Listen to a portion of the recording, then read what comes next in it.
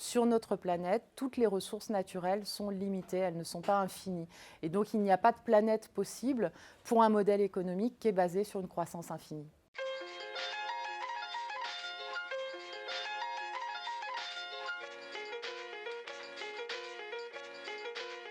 L'urgence première, c'est qu'on reste vivant et c'est qu'on garde une planète habitable pour l'humanité. Donc à partir du moment où on est dans une situation où on va vers l'effondrement du modèle de civilisation actuel, la destruction du climat, l'effondrement de la biodiversité, et ben en fait c'est l'écologie qui doit commander en politique.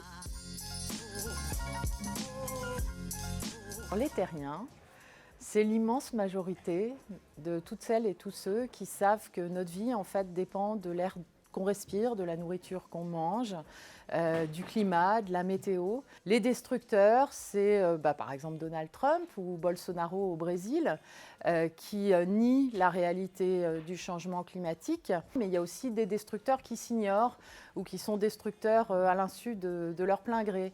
Ce sont ceux qui pratiquent par exemple la politique du « en même temps ».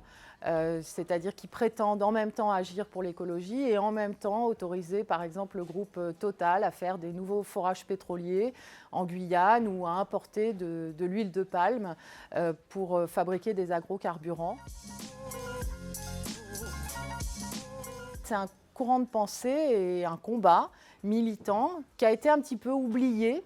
Et c'est un combat qu'il faut aujourd'hui retrouver parce que partout dans le monde, les femmes et l'émancipation des femmes est un des leviers pour agir, pour transformer notre modèle de civilisation. En fait, on a besoin aujourd'hui d'une révolution anthropologique, c'est-à-dire une révolution de l'espèce humaine elle-même, et l'égalité homme-femme en fait partie.